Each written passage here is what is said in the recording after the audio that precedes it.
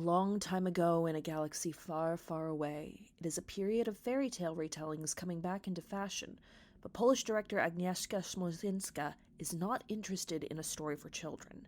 Instead, she crafts a story that is steeped in horror and commentary on the exploitation and fetishization of the other, based on the most well-known work of a bisexual disaster Dane.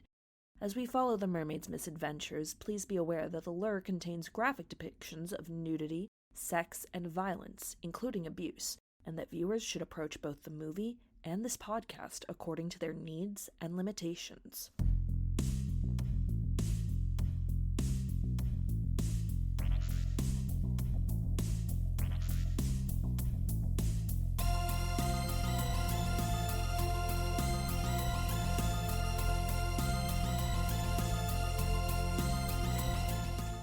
Hello there, and welcome back to 6 Degrees of Star Wars, the podcast where we explore all the ways that George Lucas's flagship franchise surrounds us, binds us, and penetrates us in the landscape of cinema. I'm your host, Sam Marcioni. Joining me today is Jasmine Garcia. I've got your back, Ellie. And Ellie McConaughey. I want to be where the people are. I want to rip their throats out. If I had known you were going to do that, I would have sung it. Yeah, thank you for reminding me, Ellie, because Jazz, we've had a lot of time to joke about the amount of overlap between our two podcasts. We sure have. You know, because of the strike, I didn't get to do as much of that on my end, but yeah, sorry. Among all the other things, I did kind of start work on something, so we actually sort of have another guest on the podcast. Everybody say hello to Ire. Greetings, I am IER60, Star Wars Retelling Connections. I am fluent in over 3 million forms of movie trivia. Oh my god, we got a droid! I mean, with robots, they're like even odds whether or not it's going to be like a her situation or a Skynet situation, so I'm going to stay agnostic for now. Don't talk about my baby that way! They're purple! I love it! Yep, this is our new droid, IER6D, who helps us find the connections between our two podcasts, because might as well keep this sibling train a-rolling. Whoop! On the subject of crossovers, today's subject is the 2015 Polish film The Lure by director Agnieszka Smozinska. He did it! Oh, Poland. Why so many consonants? Where are their vowels? They need friends. Point of intersection found. This is a degree 6. Kinga Praise was in The Silent Twins with Michael Smiley, who was in Rogue One. Additional source material found. This is a retelling of The Little Mermaid by Hans Christian Andersen. And we also have an uncredited amendment, I should mention, as the camera operator Michael Dimek was an uncredited camera trainee for The Force Awakens. But because he didn't get the credit, this gets to stay a degree 6, and I don't have to do another oopsie doodle. It isn't that. It is also one of Ellie's comfort movies, which both explains so much and doesn't explain anything about Ellie. Now, what does it say about me that I get it? I mean... On what level do you get it, though, man? Like, what we'll level get into of that. getting? I mean, we'll get into it a little bit more, but, like, I was watching it this time, and I'm so... You know, this is, like, I've seen Ellie? this movie a bunch. I'm sort of, like, trying to think about it. And interrogate my emotions about it, and I finally come to this realization that, like, one of the things I really respond to, especially in horror-tinged media, which despite being a musical, this very much is I very much respond to stories of people just obliterating themselves on the altar of acceptance from a society that has already rejected them. Yeah, I did take notes that were like, oh, there's the queer vibes. Oh, I have they're to more say, than vibes. It's more than vibes. I know it's more than vibes, but like as we talked about in your Little Mermaid episode, the gayness is in the yearning. It is in the yearning. And yeah, we talked a lot about how in the pilot episode of my podcast, in each retelling, The Little Mermaid is inherently very, very queer. And queer people do tend to really attach themselves to it. I would make the argument this might be the movie that yes ands that shit the most out of all the Little Mermaid adaptations I've encountered. And I am counting the short story in Kissing the Witch where there's literally sapphic yearning there. Well, okay. I mean, then. I think the joke that I made to a friend of mine when I was talking about this film once is like, it's got both ends of the like sapphic romance spectrum, you know, the yearning, the distance, the longing for someone who doesn't want you back, and also the girls who fuck. Yeah, it's something for I everyone. mean, they're sisters, though. Aren't Golden and Silver sisters? Yeah, that is. Well, I was actually referring to is it Silver? No, it's Golden. It is. Yeah, It is Golden Golden. fucks the cop. Golden fucks Oh, the cop. right. Golden, this is not what we mean by fuck the police. But this is the kind of monster fuckery I was looking for. So part of the problem is that like I feel like there's a lot of one of the things that sort of makes it interesting to me as a piece of art is that because it wasn't like it didn't have a very good theatrical run because What a surprise. I've never actually watched any of the trailers. I'm given to understand they tried to sell it as less horror murder musical romance and more like splash. I mean, it does Trailer's have hiding that rules. it's a musical. At least we know it's not just an American thing, I guess. And it actually did extremely well in Japan, weirdly enough, because those people are It took me an embarrassingly long time to clock that this was a musical. Like, it had to get to their little shopping montage to realize, oh, this is an actual musical. And then it took them becoming the lure as their act for me to be like, oh, this is a period piece musical. Well, I said this to Jasmine in our D&D game the other night.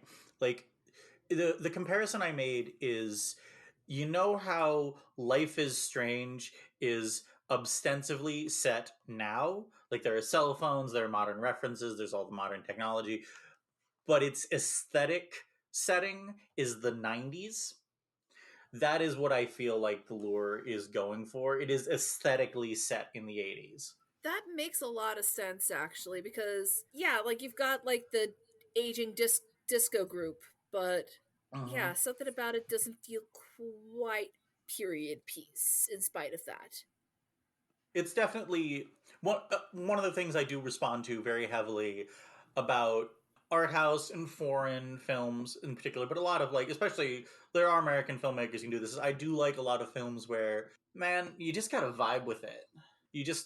You know, David Lynch is a modern American filmmaker who people have heard of.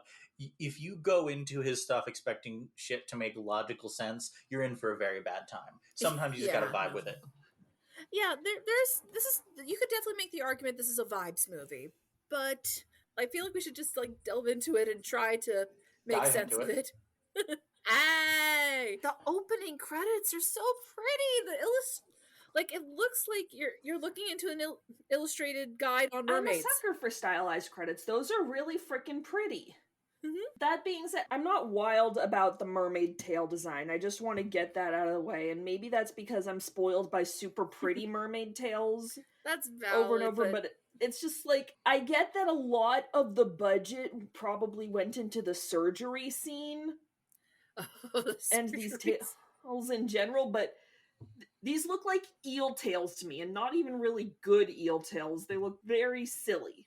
I do think that they look a little bit on the silly side, but I think that the eel tail is intentional. Actually, I did happen to read that apparently part of the reason the tails are designed that way is the director was actually going for a reference to some particular folklore, and the mermaid, someone who has had mermaids as a hyperfixation since before she was conscious.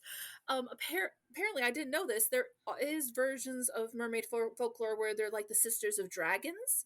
So that's part of what inspired the design. Well, yeah, but like, I don't think eel and then think dragon.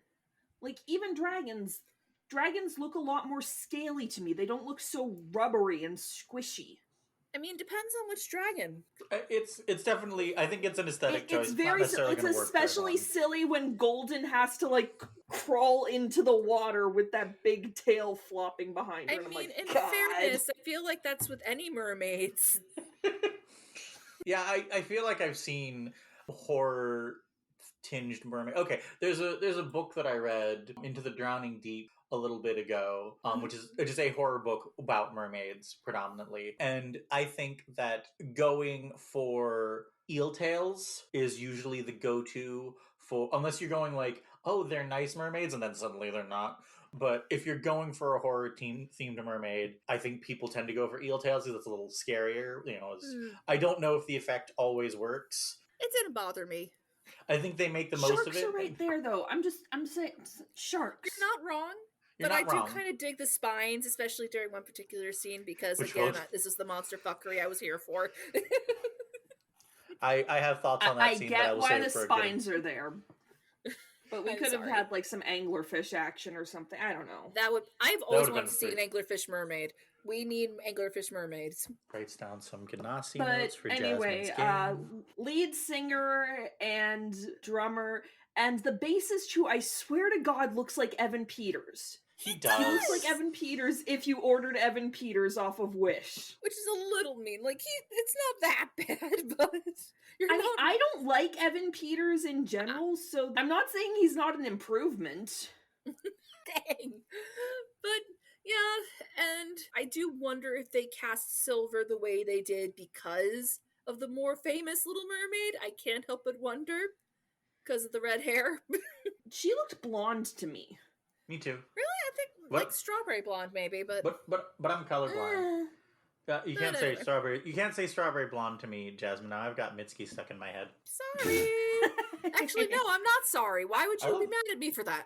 I love that song. I was just relieved to find out they were both born in like 1990 or early, because like they look young. The I was movie concerned. refers to them as kids, and they I'm look just like- young. And I think Poland has a younger age of consent. And I'm like, oh god, are those boobs I'm seeing of a child? Am I seeing child boobs?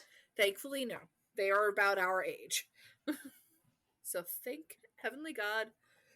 What am I doing with my life? I haven't played any mermaids in a horror movie. I know, right? I am going to get into one of the metaphors that I think is very central to understanding the film, which is like, yeah, one of the things that I found very interesting, and I found this very affecting the first time I saw it, and I definitely find it very affecting now, is like the way in which, I don't want to call it code switching, but the way in which Golden and Silver's relationship to people can completely switch the absolute second the other person needs it to. Like, they are too young to make decisions for themselves, but they are not too young to be dragged out stripping on stage, you know. I mean, I think that's just called hypocrisy. Right, Yeah. right. But I think as part of the larger central narrative of the film, which I'm gonna go into a lot because it's one of the things that attracts me to this movie, is that these are people who are being exploited by these people, and they don't need to be consistent. They just need to have an excuse in the moment. Młodzieńska likened the mermaids to immigrants abused by the locals, used in the sex industry. There's the immigration metaphor. There's a very heavy, not even a little bit subtle queer metaphor in it. Is it even a metaphor at this point? It's not even a metaphor at that point. I do want to say about the actresses, the one who plays Silver, I don't recall who said it to me, but someone was like watching it for the first time. It might have been Jasmine. Was like, why does Silver look like Mia Goth's non-union Polish equivalent?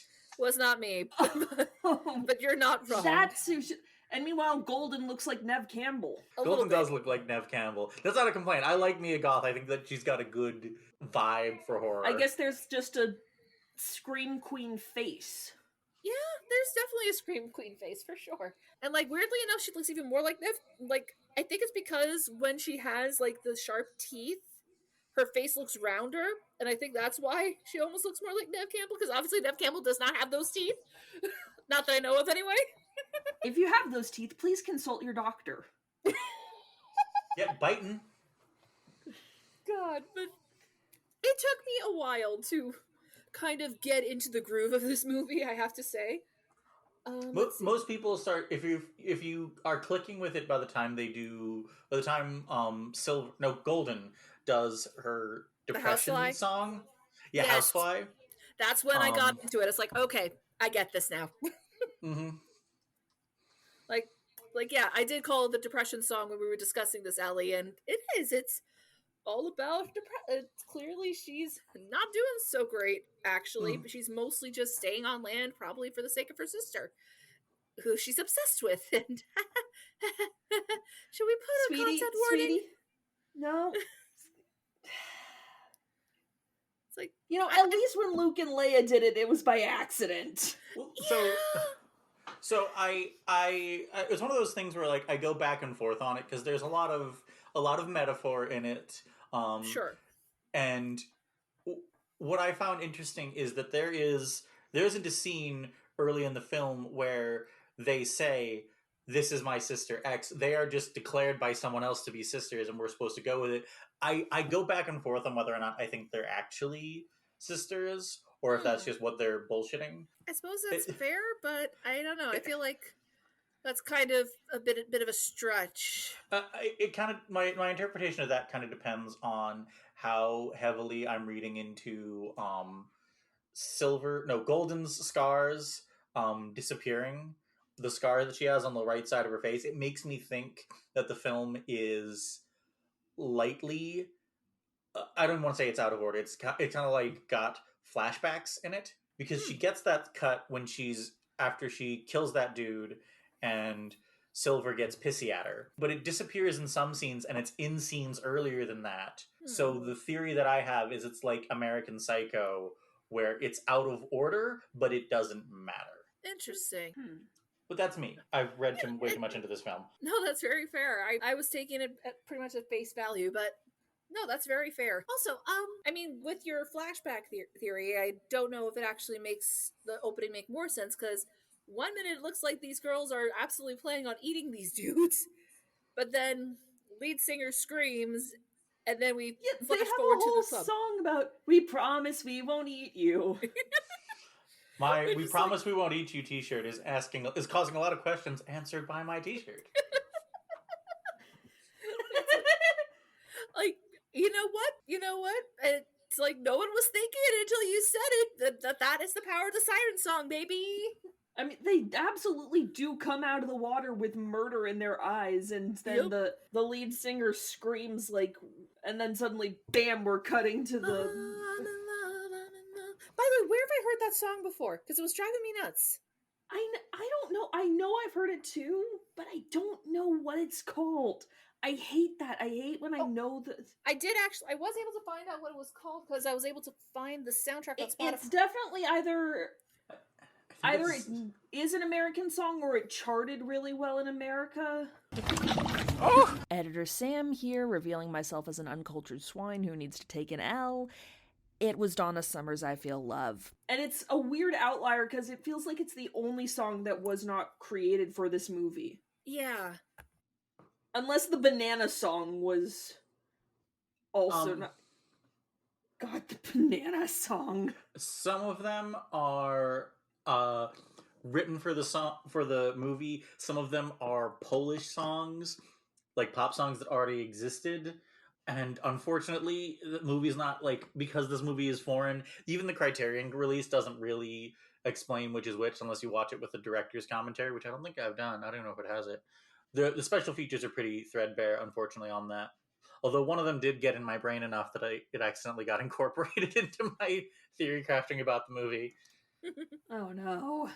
There's the song that what is the name of the singer? I feel like we should just stop calling her the singer.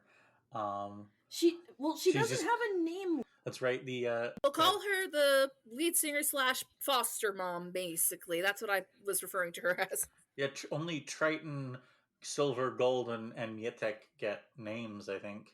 Which does kind of help with the fairy tale tone. Yeah.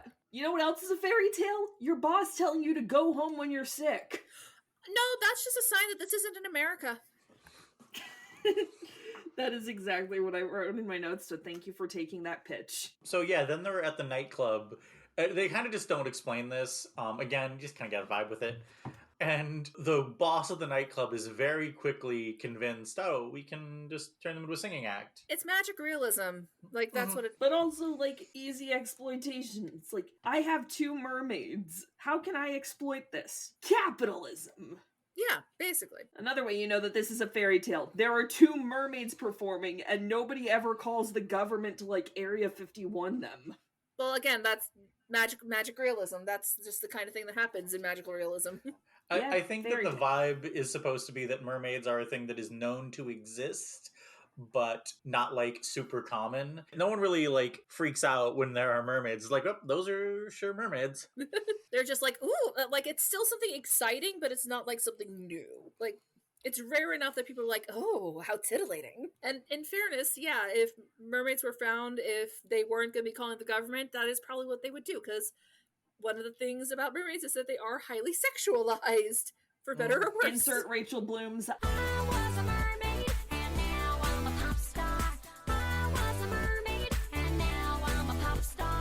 Exactly! So what's the order of scenes here? Let me look at my notes. The mermaids almost do a hypnotizing thing. We have the first musical number. We meet the club manager, who, I swear to God, looks like my grandfather with a mustache, and it makes me uncomfortable. I can see why. I'm sorry. He's a grody fucking dude. Did I just witness mermaid sexual assault? I think I kind of low-key did. I don't... The framing doesn't make it seem like assault, because the mermaids seem pretty fine with everything up until the point where, like, we go out for Miss Muffet and the banana song, and we come back and suddenly the mermaids are, like, passed out on the floor. Yeah, I think that that's mostly just like they have to return to the water kind of deal, which I think is an element of a lot of mermaid folklore. I'm not an expert. Oh yeah, especially post Splash. It does seem like just after Splash, everyone was like, yeah, fine, but you just got to get the mermaids wet and then they can walk on land, unless you're specifically trying to invoke that part of the Little Mermaid story. Phrasing boom. You call it Splash rules, but it's so omnipresent, I called it H2O rules. I have no idea what you're talking about. So there's this show called H2O, Just Add Water. That was not an invitation to enlighten me. You know what? No, we're moving on. Listen, Ellie, you exposed us to the weird mermaids. I'm exposing you to other weird mermaids. Fair enough. And then, is it directly after that we get the mermaid shopping montage? Yeah, basically. Which is kind of like if you put for the first time from the Little Mermaid remake and your average 80s shopping montage into a blender. It's also like... Oh, so one of the irritations I did get from my DVD... I do get from my DVD is that they cut the subtitles on repeated lines in songs. They do it on Max too, yeah. Okay, then it's probably just the same transfer. But, like, one of the things I kind of vibe with about that first song is it's very clearly, like, the line, "the city will show us what we lack," is very much like a, man, these people are going to get treated like shit by this city. Yeah. It's a hallmark of, like, every musical or movie about young innocent who comes to the big city with a suitcase full of dreams. 3 bags, 2 bags, 1 me. Excuse me, miss, where does a young prostitute get started in this town? Oh, not fucking... Yes, I knew what that was a reference to. Fucking Tina Fey. Damn it. But yeah, and then my next notes was, why do golden and silver have incestuous energy? And oh, that's why. I don't have any defense for this other than... So you know that book series that I'm always, like, banging on about? The Locked Tomb? Yeah. One of my favorite characters in that book series is a character named Dianthe, who is, one, an utterly irredeemable person, and two, has a deeply uncomfortable relationship with her twin sister. Here's the thing. When it comes to horror, especially with characters you are not supposed to necessarily consider quote-unquote good guys, obviously that's very reductive, but that we'll go with that for the sake of simplicity. Yeah, having extremely codependent relationships with your siblings it kind of makes sense, especially with what they're going for with Golden as the story goes on. It's also just a very easy shorthand for the supernatural. Like, when I was taking theater classes, we talked a lot about how incest is specifically a taboo because it's reserved for the gods or for creatures who are not mortal. That's true. I didn't even think of that, but that's true. And like I feel like it's very important, even if they, whether they're sisters or whether or not they got weird incesty vibes, I think it's really important to have another mermaid on hand for, like I mentioned, the central theme of a person just obliterating themselves to Mhm. please someone who doesn't want them, never will. While there is someone Mhm. else over here who just cares for you for who you are. Yeah, and it's a neat twist to the Little Mermaid story in in the original fairy tale we've got both the Sea Witch and of course the Little Mermaid does have sisters. Hmm. And one thing I will say about this that I really like as far as a Little Mermaid adaptation is that it's properly addressing the fact that hey, you do have people who love you He here is not the love of your life. He is He's literally just some guy. drown him with your song. But that too, but also, yeah, just the fact that she does have a really close relationship with her sister and she still makes that choice. It's so heartbreaking. And not to get too close to the end there, it was very satisfying to see how Golden responded to that because I really do think more Little Mermaid retellings should absolutely have the sisters out for fucking revenge. And you know what? The chick who married him is probably going to be better off in the long run. He is not a good long-term prospect. Oh If you- God, no! He is weak. He You also are fucking weak, sir. he also stole Golden's depression song and That and that turned it into drove a me pop nuts. song. Turned into a pop song and played it at his wedding. What is wrong with you? He's Mietek is such a fucking, he's a fuckboy. He is. He's such a fuckboy. It's just like, I'll always see you as an animal, but then goes on to make out with her in the bathtub. I mean, I don't know how much of it was because she was saying at him. I could definitely see that being at least part of the problem, but like, But yeah, and like even after she got a fucking tailectomy for him, and he backs away from her because her wound starts bleeding. Like, number one, sweetie, wait for that to heal. But Mhm. in fairness, Silver did not want to wait, clearly. Silver is horny as fuck. no, the sweetie was directed at Silver. Fair enough, yes. Fair Mhm. enough. Yeah, true. Like, I Mietek feel does like not deserve Sweetie. Silver, if she was going to go through this whole process, should have gotten a recovery from surgery packet. Yes. I can't go to an urgent care without getting a 20-page packet of here is how you wrap and ice and elevate your ankle because you sprained it for the 50th time. I got like a 20-page how to care for your broken toe packet last week, and it amounted to ice it, elevate it, don't run it into things.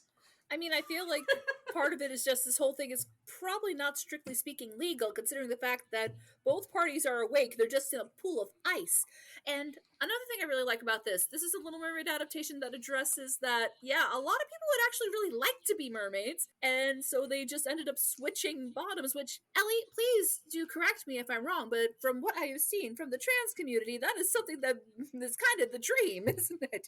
It is a recurring joke between me and some of the trans mask people I know, like, give me your boobs. I would very much like to run like a boob donation center. Like, here, you can have like one cup size off of me.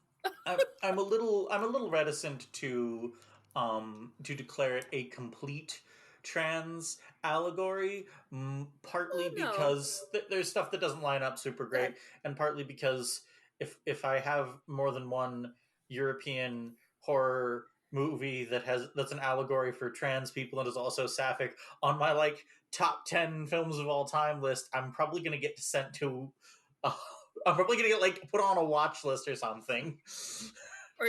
Or you're gonna have an intervention. Look, Titane's real good, y'all. I don't know if it's trans allegory. It's real good. Best movie where a chick gets knocked up by a car. Oh, Jesus. Yeah, that is Europe. something that happens. That is what happens. And she's a serial killer, apparently, so there's that. She's a serial killer. To borrow a parlance from our previous episode, Belgium! So yeah, after we skipped way ahead there, and We did. we're kind of like telling the story out of order already, which makes sense. It fits your theory. Yeah, and part of the thing that makes it interesting is that like regardless of whether or not it's out of order, Golden is just like not interested in the whole like I'm gonna be a human and not eat people vibe. It's like, no, I will gladly eat people. And I'm sorry, I'm the kind of gal who, if a girl is clearly unhappy enough and is kind of being exploited, it's just like, yeah, go ahead, sweetheart. There's this meme that I like that The goes Good around for Tumblr. Her movie. No, it's like the axis of violent women. Acts of violence are justified to unjustified and successful to unsuccessful. And one of my favorites is unjustified and successful is called the her crimes were okay because she looks good doing them section. I support women's rights, but I also support women's wrongs. In fiction, to be clear, Yes. I do not support. This is strictly fictional. Margaret Thatcher did not have girl power. No. Yeah, and so the fact that Golden is killing people, some of those things that only gets like lightly addressed in the film. Yeah. But it does lead to the cop who's interested in her, which is so the thing that I got confused that kind of like made it into my interpretation of the film is there's some deleted scenes on the Criterion Collection version that I watched a bunch, and one of them is a very short silent scene that does indicate that the cops like engagement with Golden A is more than one time and B is not purely physical. Oh, so there's actual feelings here.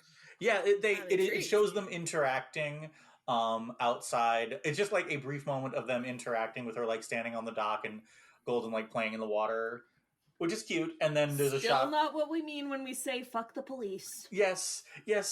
A cab includes lesbian cops, but I'm making a point. And we are talking about a story of mermaids who are literally eating hearts here, Sam. I feel like priorities.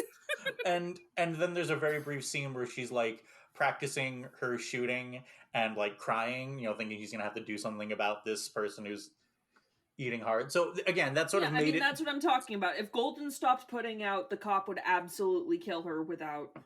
I think it's more like she likes Gold. I think the implication, again, there's no dialogue, so I don't have any, and it's a deleted scene, so it's not even really canon.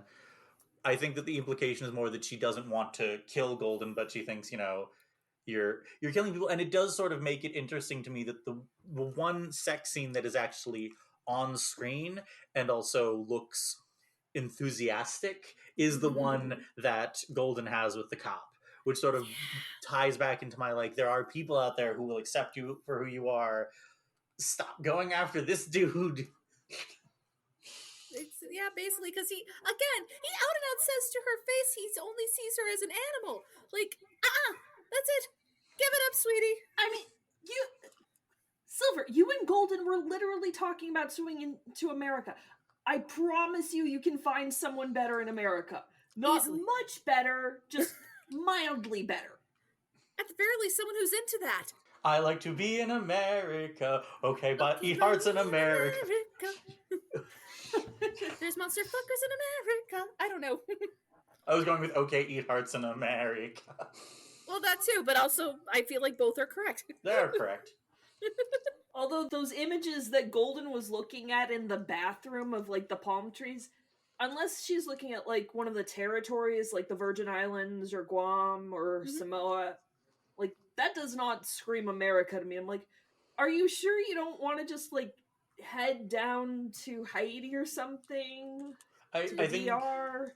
I think since she didn't say the USA, like I obviously don't speak Polish, but Zandy's family is from Poland, and Okay. I know some Polish. I think if they meant the United States, they would say their word for the United States. I think by saying America, they mean like the whole continent. So I think they're just thinking of the Caribbean there.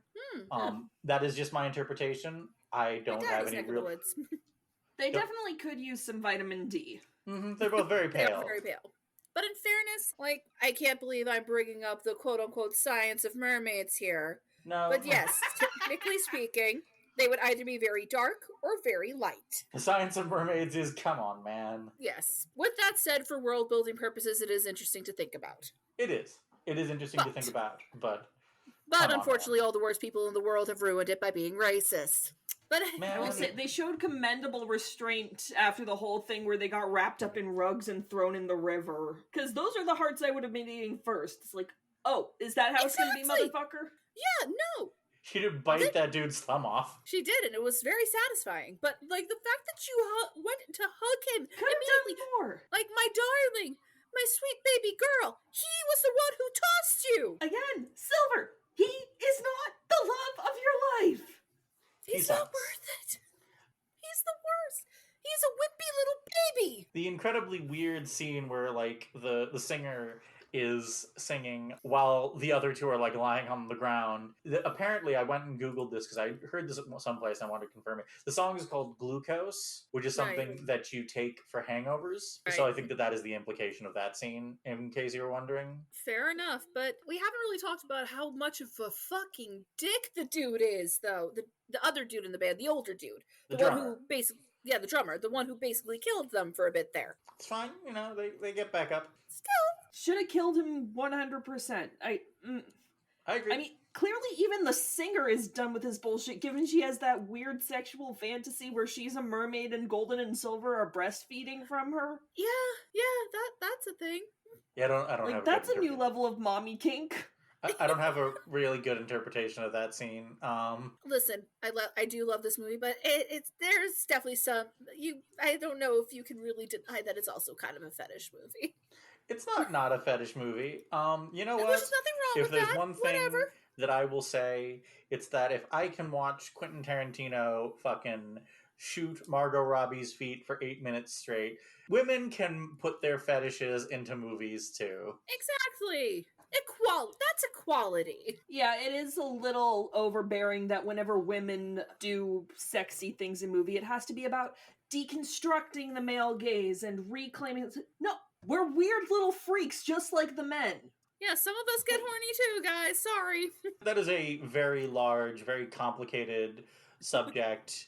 I will send people to. I mean, I guess a really good primer on it is Dan Olsen's video on 50 Shades of Grey. And in particular, how later on, how in the later movies, when the director got swapped out for a straight man, the dude, I forget the name of the actor, Jamie Dornan. Jimmy Dornan, yeah. His physicality started getting shot in a very different, very noticeably less sexual way. Boo. I mean, we should point out that the lady director of the first 50 Shades movie is also a predator. Yeah, Oh, she's that's shit. true. Yeah. I'm not endorsing her. Okay, a better example might be not the Matrix. Bound. Fair enough. That was Where much better. Yes. where Bound is one of the best movies ever made. I wonder if I can get that on the docket. It's on the docket. Okay, where just like there's a sense that the sex is important to the story and it is important to the characters, but it can also just like look nice. Like The Handmaiden is another really good example. It can just be set. Aesthetic goals in a movie are acceptable goals. Sometimes a scene can just look nice and be hot. Yeah. And Yeah, I do think they succeed here, absolutely. I was curious. I can't find out too much about Agnieszka, because unless you're like Celine Sciamma, Because all the sources are in Polish and you don't speak Polish? I don't speak Polish. Unless you're like Celine Sciamma, if you're a French woman, if you're a European woman director, you don't get a lot of information about you put out into the world. Which Celine Sciamma is amazing, but I'd like to know more. I'd be interested to read interviews with her with queer publications, because there is definitely a willingness, especially in the scene with the cop, to frame the women's bodies in an explicitly attractive way. Whereas I feel like a lot of you look at something like Blue is the Warmest Color, where the sex scenes are shot very, very clinically, very detached. And then you go over to what's a good example? Well, I mentioned Celine Sciamma. You go over to Portrait of a Lady on Fire. There's a lot more. There's a lot more focus on the physical interactions, on the intimacy, and I feel like that's very present in The Lure. Maybe that's just a mechanic of having to shoot around the special effect. Or maybe it's just she just liked. I've squealed about it in other things, so it's pretty clear that there's all practical effects. They clearly did not have a lot of budget for CGI, and It part of looks that to great. me is like based on the limited number of locations they have. Like, I think they probably blew the majority of their location budget on that boat at the end. Probably. I think they might have finished filming on the boat and like, all right, we stay on the boat. This is our wrap party. I haven't been able to find too much information on the background. The best sources I could find put the budget at like $1.5 million. Oh, wow. Which, you know, I say this all the time, people. I know that sounds like a lot of money to me. That Well, is yeah. nothing. That is For a movie, no. For a movie, that's peanuts. And that stretched a little bit. I think that was a conversion from, I don't know what the name for Polish currency is, but it's still not a lot of money. Aren't Polish people on the euro? I don't think It so. might be. But still, Poland apologies to the audience for us currency. being dumb Americans. The Polish currency is zloty. Huh. So where were we? I got totally sidetracked on my digression there. We I were do talking about the effects and how Yeah. they had, not to jump ahead, but at the end when Silver's dancing with That transition was so good. yeah, she's dancing with Miotek, and it's just like a quick dissolve from, or I don't know if it's a dissolve or a match cut, but the camera passes across his head and through his shoulder, and then bam, sea foam. So good. That was so clever. It also is so heartbreaking. Like, you knew it was coming, but still. And I like how abrupt it is and like not romantic. Because I remember reading The Little Mermaid, and then there would be illustrations of like the Little Mermaid walking into the sea and her arms are raised up to heaven as she slowly dissolves. And I'm like, oh god, that's so twee now that I look back on it. But no, what, 1 minute she's there and the next she's gone. And also, I do find it interesting that they connected it to the rise of the sun, considering how vampiric these mermaids are. Like, I wonder if that's at least part of it. Possible. But I do really like that dissolve. Again, it's one of those things where I wish I had more behind the scenes features because, like, I don't know if any of you ever watched Sense8. yes. I know that it's the Wachowskis, and I know that it's incredibly gay, but that's all I know about it. Correct on both counts. Yes. One of my favorite things is like looking up some behind the scenes stuff on that because there's all these shots where like, you know, the camera is facing one way, then it turns around and one of the other like altars is there. Or not altars. And you expect to like hear all this stuff on how they did all the CGI and like no, they just had to duck a bunch. Yeah, I think they also did something like that for Last Night in Soho with the dance scene between Anya Taylor-Joy and Matt Smith and Thomas and Mackenzie. And that stuff is really cool. Practical filmmaking is so cool. I support VFX artists unionizing, but at the same time, practical effects are so goddamn cool. If I'm directing that scene and I've got a budget of $1.5 million, I'm 100% going to be like, okay, if I cut away, it's going to be too obvious. So I'm just going to need you to like, we're going to pan across the back of his shoulders. You need to get away from him right as soon as I like give my signal. Just go. Yeah, and again, it works so well, and it's so sad. And even though obviously we are an anti-Miatek podcast, there is something really sweet about her dying in his arms. And then we get to my favorite part. Even though my poor baby girl is murder, and even though I am very sad for my baby girl, her sister just rips his fucking throat out. Yeah, Golden.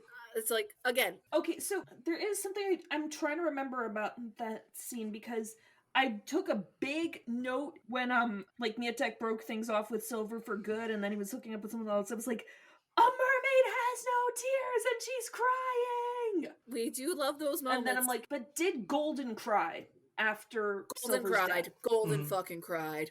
And so for a second, as she was like going into the water, was like, wait, is she not going to be able to transform again because she's not a mermaid? Because she's still standing right now, and if a mermaid has no tears, what's happening? What's happening? I mean, I don't think they addressed the mermaid has no tears thing in this version.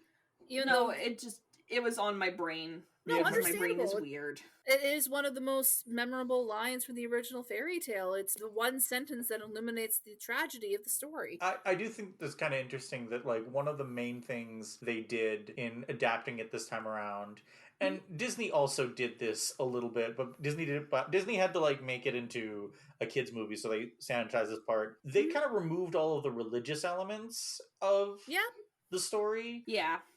Which is not me complaining. I mean, I'm an atheist, but like, I'm interested in religious stories. You know, A Serious Man is one of the Coen brothers' best movies. But there is an element where I think that like the part of the story that can be uplifting, that can be hopeful, is bound up in the belief that one day she could get to heaven. So if you take that out, it puts this focus back on the tragedy of this girl, like again obliterating herself to try to please this man. Literally, like she has no body at the end of it. I mean, I feel like that's a good representation of just how increasingly people are viewing that sort of thing. Like, I mean, that's part of the whole pushback of why the Disney live action remakes have to exist. It's because now they're fixing the stories, and Snow White is now an active heroine who doesn't sit around passively waiting, and Belle doesn't wear a corset, even though that's not how corsets work. Emma, why? I know.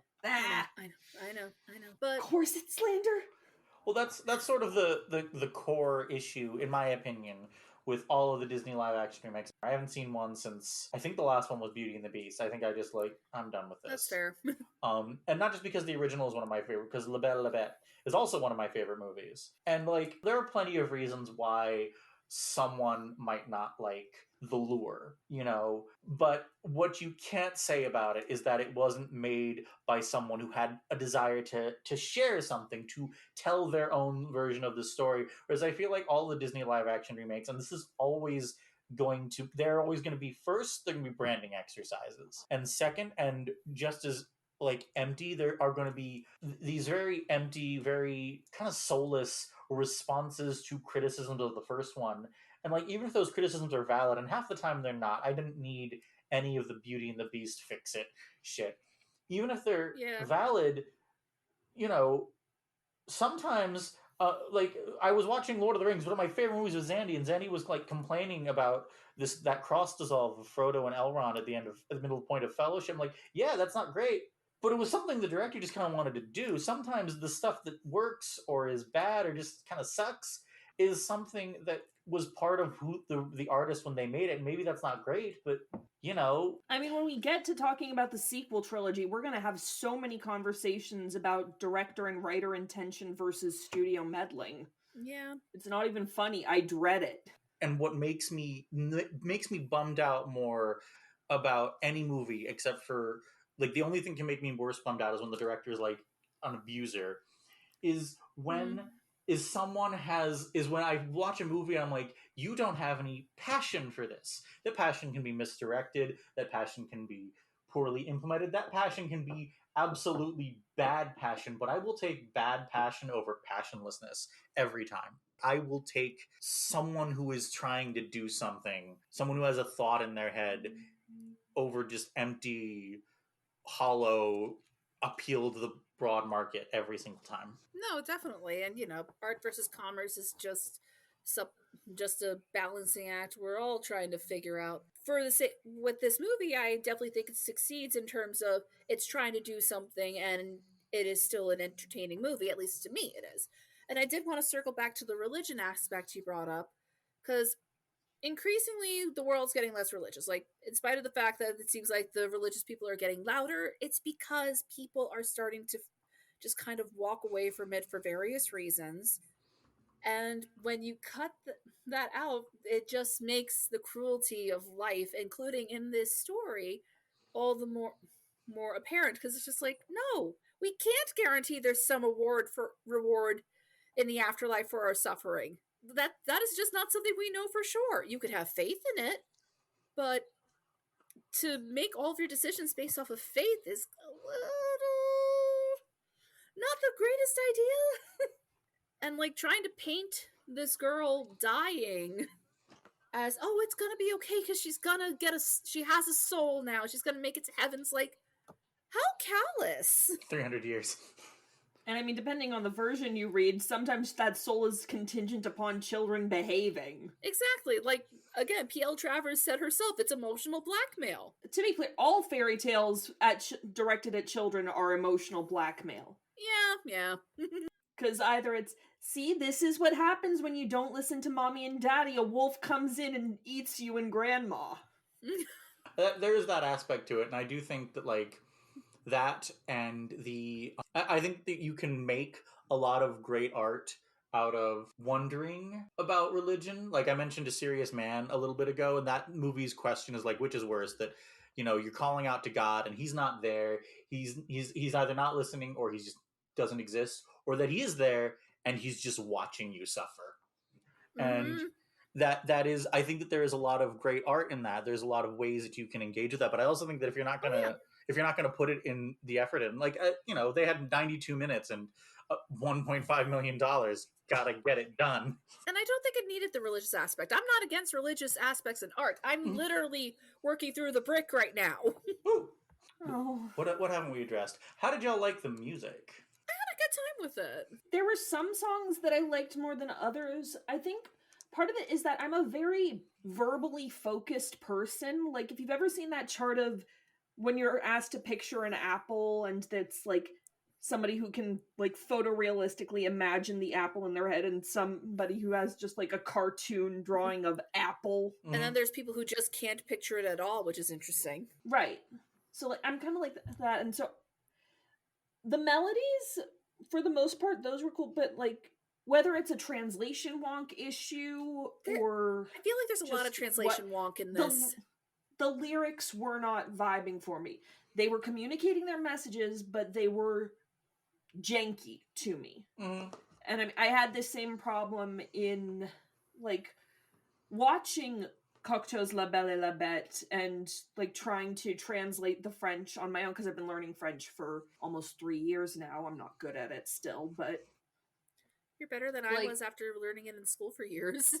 yeah, like the point I'm trying to make is that translating is really, really hard. It's a hard job, and I kind of expected more from the Criterion Collection if they were the ones doing the translating. If they were not, if this is somebody for whom Polish is their first language and English is their second language, all the power to them. I wish they had let somebody whose first language was English and second language was Polish take another polished look at it. Yeah, because there were definitely moments where I was just like, if I were translating this, I definitely would have chosen a different word that would have hit better with English-speaking audiences. Like, specifically the song that Golden sings during the surgery, like, it's your responsibility line. It's like, I feel like it's your choice probably works a little better. Although I guess you can make the argument that, yeah, it's Silver's responsibility, and therefore she's gonna have to deal with the consequences, which she does, and unfairly, but she does. Also, I will say, this is, in spite of the fact that this is something that I've seen fans of The Little Mermaid say over and over again, this is the first time I've seen an actual adaptation give the mermaid a wheelchair. Like, I thought that was kind of neat. And speak sign language. You mean you don't count the random girl in Descendants who has a wheelchair that everybody headcanons as Ariel's daughter? No, I do not. Especially since it's talking about that. What? You know what? No, don't explain Descendants to me. I don't want to know. We're covering it eventually on IER. I'm sorry, Ellie. But I was actually. I'm sorry to me too. I'm aware that there was a lot of translation wonk. I've played Pathologic. I can deal with some translation wonk, although fair. The translation wonk is the least of that game's suffering. But I know that it's had several runs of subtitles that weren't always the best. For example, when it first ran in Poland, some of my favorite bit in the movie is when Golden and Silver are communicating to each other in whale songs. Yeah. When it was first in theaters in Poland, those did not have subtitles. That makes sense. And until the director's like, "Hey, what? They're talking to each other." Oh, speaking of moments where they talk to each other in unusual ways, well, first off, that one photo shoot scene, you were kind of gilding the lily here, giving the mermaids bunny ears. Like I said, mermaids are already sexualized. You do not need to give them Playboy bunny ears. Also, the fishnets on their tails are just kind of weird. I mean, at least that fits with the vibe. But yeah, they had like this telekinetic moment, which I thought was really interesting, especially in the midst of them, performing. Yeah, because we haven't really talked about Daedalus, have we? That's the bit I was talking about, where they are like communicating via whale songs a little bit. Oh, is that what that was? I was thinking it was telepathic. What were there whale songs in the background? I did not hear that. There's a lot of instances of like whale and other ocean noises that I think is supposed to be like mer speak. Yeah, But a which lot of makes it sense. goes untranslated and is just left to looking and, good face acting from both actresses. But Especially in that hissing scene that they had. That was kind of amazing. I'm a huge fan of the scene where they like get into the spat and then they start Yep. doing the rhyme, which Mhm. I thought was, I love that scene. I guess it's like a children's rhyme for mermaids, which I thought was kind of cute, and maybe it's something from their own childhoods that's reminding them, hey, we shouldn't be fighting. Mm-hmm. We love each other, do you know what a group of jellyfish is called? What's that? A fluther. which That's is a- delightful. That's a great word, although I will warn you, in part of my role as person who ruins stuff forever, a lot of those terms from that book, at Exaltation of Lark, the source for a lot of those is the sources I made it the fuck up. Just let me have this. Let me have I will let this. you have this. I still call a group of bears a sloth, so What is language, particularly the English language, but a series of people saying sources I made it the fuck up? I ask you. English is literally a clusterfuck language. Yep, all the languages just had an orgy. I do hope that someday it gets a better translation. A lot of foreign films that I really love kind of languished without good translations, or good even, like there's a really great, I think it's Swedish film called Fucking 'Em All. I don't recall what it was. Oh my god, it was entitled like Show Me Love in English, because I know that because that movie was the inspiration for the band Tattoo. Enjoy that piece of Oh! information. And that was like the Oh! second. I'm gonna look up what country it's from because it's kind of one of my favorite details. Okay, so yeah, it's Swedish. It was the second highest grossing film in Sweden in 1998, the highest being Titanic. It does not have a DVD or Cameron. it does not have a DVD or Blu-ray release in the US. Huh. Fascinating. Ew. So It's- I think that there's a lot of really great foreign films that just aren't getting good translations right now, which is a huge bummer Yeah, it is. because a lot of the money is in anime. Listeners, if you're looking for good international films, generally your library will give you a membership to Canopy. Hell yes. And Canopy has so much good world cinema. Mm-hmm. Yes, yes, yes. Also, just supporting libraries is good. Yes. Seconded. Third. And if we're making that PSA, I think it might be time to move into pluggables. But before we can do pluggables, we have to ask, the lure, is the Force with it? I would say yes. The Force is very weird, but the Force is definitely with it. Yeah, I'm gonna go ahead and I'm gonna go to my Letterboxd. Your top 4 favorite films: Blade Runner, Inside Llewyn Davis, Bound, The Lure. That makes sense. You shut up. No, I say it with love. I know. Ellie, I'm you so and I easy probably- to read. It's a weird movie, and I think I need to watch it again to fully get it. But I think the Force is with it for me too. So, yay! It's unanimous. I love democracy, and also it's just good to start off this year with a confirmed Force is with it after a string of no's from me. Yeah, it's been a while since you've said the Force is with it, hasn't it? It has. I missed it. I love this weird ass movie. I love mermaids. I love horror movies. I love musicals, and I love it when you put genres into a blender. Please donate to support your local mermaids and getting them away from dirtbag bassists. I definitely think the Force is with it. I'm going to echo John Waters. Get more out of life. See a fucked up movie. Yeah.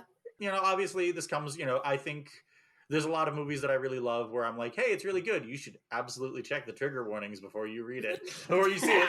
But if you can handle it, see a fucked up movie sometimes. All right, so who has pluggables?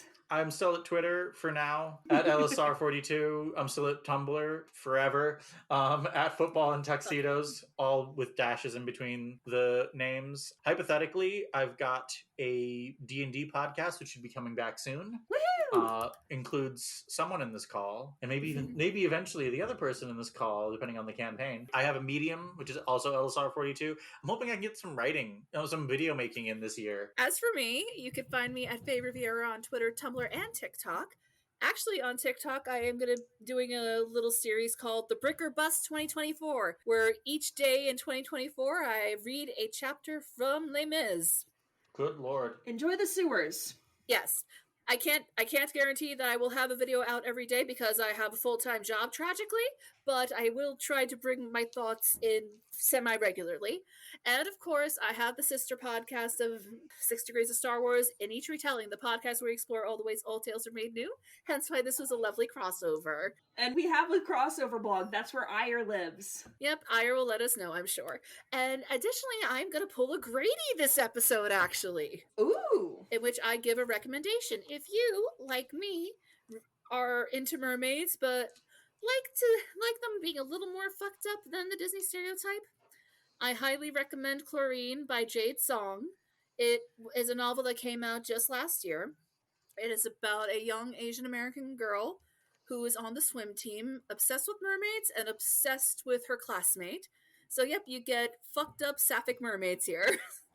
I highly recommend it. I even recommended it to Ellie when we were talking about this earlier. As for me, I will ask that you keep the spirit of Star Wars alive by supporting artists through the Entertainment Community Fund, and by taking action to support anti-imperial and anti-colonial movements across the globe, partially by using links provided below, and by taking action in your community. And you can find me on the wider internet as La Femme Fictionale, including on YouTube, Twitter, and Tumblr, where you can also find the blog for this show. Our theme music is provided by Refractory Period, the two girls' one-beat synth-pop sensation. You can follow them on Instagram at Refractory Period the band. To further support this podcast, please subscribe to us on your platform of choice, leave reviews, consider joining Patreon, and share with your friends to boost our visibility. And now it's time to turn to the Chance Cube to decide where our journey takes us next.